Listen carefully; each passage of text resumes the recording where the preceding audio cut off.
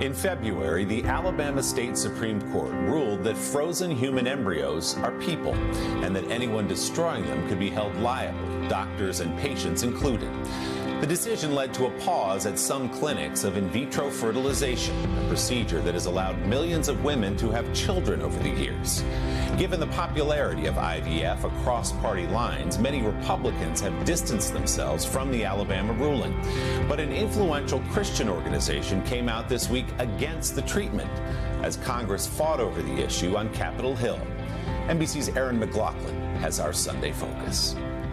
Julie Eshelman says IVF is the reason she has a family. She is our little miracle and our rainbow, and we love her to pieces. But because her husband works in the military and they move to different states frequently, often to places beyond their control, she worries about how the political climate and access to IVF will impact her chances at another baby. I shouldn't have to worry about IVF being legal, about being able to get care if something were to go wrong with my pregnancy.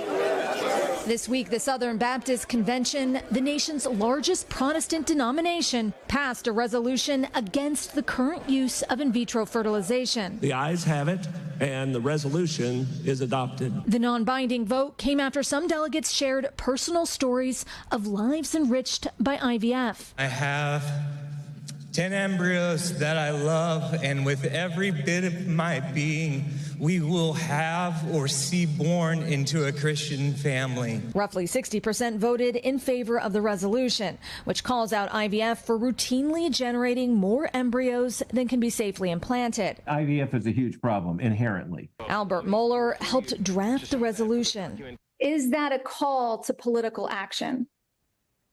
Of course it is. Would my goal be to see this result in legislative action? The answer has to be yes. The vote comes just months after the Alabama Supreme Court ruled that embryos should be considered children, leading clinics within the state to temporarily pause treatment. Infertility is a major problem in the U.S., impacting 9% of married women. According to a recent Gallup poll, 82% of Americans believe IVF to be morally acceptable. But they do remain divided over the disposal of non-viable embryos created during treatment.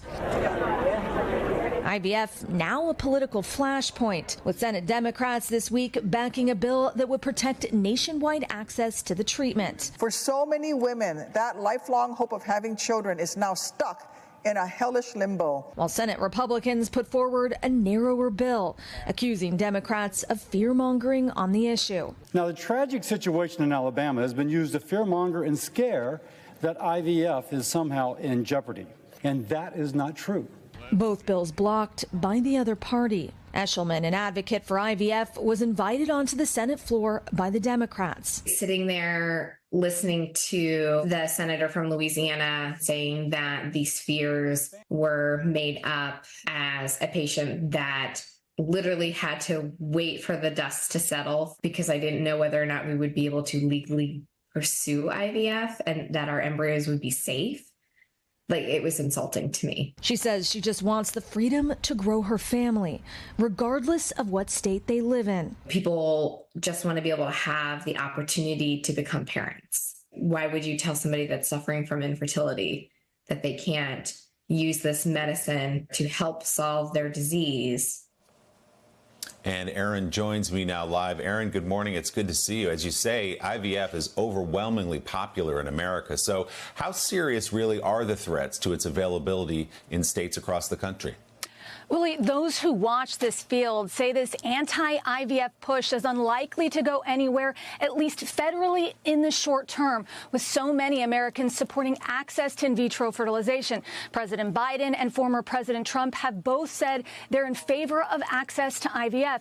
But there is this question mark when it comes to state judges and state legislatures. Following Alabama's Supreme Court decision, lawmakers passed a law protecting clinics, but that law is now being challenged. With Dobbs, this seems like it's going to be an issue for years to come. Willie? So fascinating. We'll keep a close eye on it. This has been a gift, IVF, to so many families of all parties across the country. Erin McLaughlin. Erin, thank you so much. We appreciate it. Hey, thanks for watching. Don't miss the Today Show every weekday at 11 a.m. Eastern, 8 Pacific on our streaming channel, Today All Day. To watch, head to today.com/allday or click the link right here.